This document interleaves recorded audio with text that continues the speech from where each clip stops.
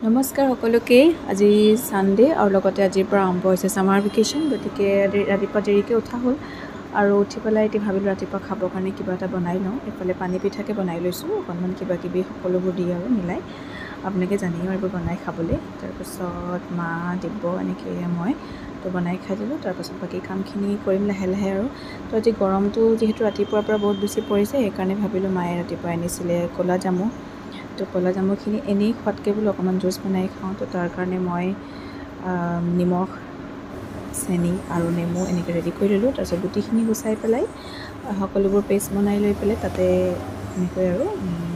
খালোঁ খাবলৈ বেয়া নালাগিলে বাৰু দেই কিন্তু ভালেই লাগিলে খাই আপোনালোকেও বনাই খাই চাব পাৰে সদায়নো একেভাগে খাই থকাতকৈ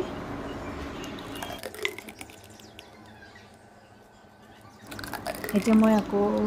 ৰেডি কৰিছোঁ দুপৰীয়া খানাৰ কাৰণে তো আজি বনাম লবিয়া আপোনালোকে খাই ভাল পায়নে বাৰু মই ভাল পাওঁ লবিয়া বনাম পনীৰৰ লগত তো এইখিনি মই প্ৰথম ভালদৰে ৰেডি কৰি দিলোঁ তাৰপিছত লবিয়াখিনি বইল কৰি ল'লোঁ লগতে আলুখিনিও বইল কৰি দিলোঁ তাতে নিমখ হালধি চব দি থৈছিলোঁ দেই সেইকাৰণে কালাৰটো আহি গৈছে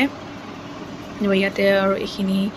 লং ইলাচি যিটোত আছে শুকান জলকীয়া তেজপাত সকলোবিলাক দি পেলাই তাতে পিঁয়াজ আদা নহৰু সকলোবোৰ একেলগে দি অলপ সময় ভাজি ল'ম তাৰপিছতে পনীৰখিনিও একেলগে ভাজি ল'ম আৰু পনীৰ মানে মইহে খাওঁ মই ভাল পাওঁ খাই বাকী মানুহে খাই ভাল নাপায় গতিকে বহুত বেছি অনা নাই তো অলপ আৰু মোৰ কাৰণে জোখৰকৈ তেনেকৈ বনাই ল'ম তাৰপিছত এয়া পনীৰখিনি মই ফ্ৰাই কৰি ল'লোঁ অকণমান ৰঙচুৱা হোৱাকৈ বহুত বেছি নহয় তাৰপৰা ইয়াতে মই এইখিনি তেলতেই দি দিম বিলাহীখিনি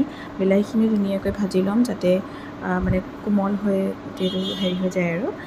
মিলি যায় গলি যায় তো ইমানলৈকে ভাজি ল'ম ভালদৰে তাৰপিছত ইয়াতে যিখিনি আমাৰ মছলাৰ প্ৰয়োজন হয় আপোনালোকে যেনেকুৱা মছলা ব্যৱহাৰ কৰোঁ বুলি ভাবে তো সেইখিনি দিব মই জিৰা ধনিয়া সকলোবোৰেই দিছোঁ তো মছলাখিনি দিও ভালদৰে ভাজি লৈছোঁ যাতে মানে ইয়াৰ তেলটো ধুনীয়াকৈ ওলাই যায়গৈ আৰু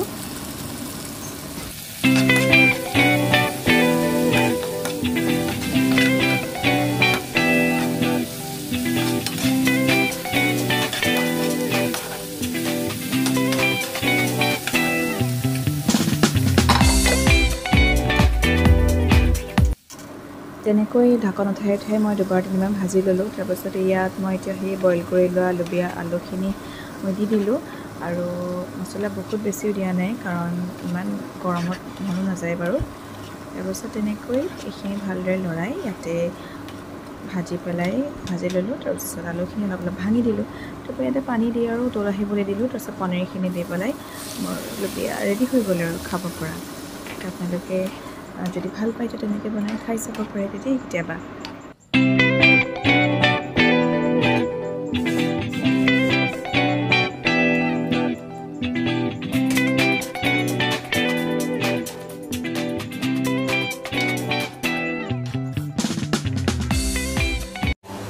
আৰু গৰমত এতিয়া আমাৰ স্কিনবোৰ খুব মানে ছানবাৰ্ণ হয় আৰু মই এইকেইদিন ওলাই গৈ থকা হৈছিল কাৰণে আকৌ ছানবাৰ্ণ হ'ল গতিকে আজিৰ পৰা যিটো বন্ধ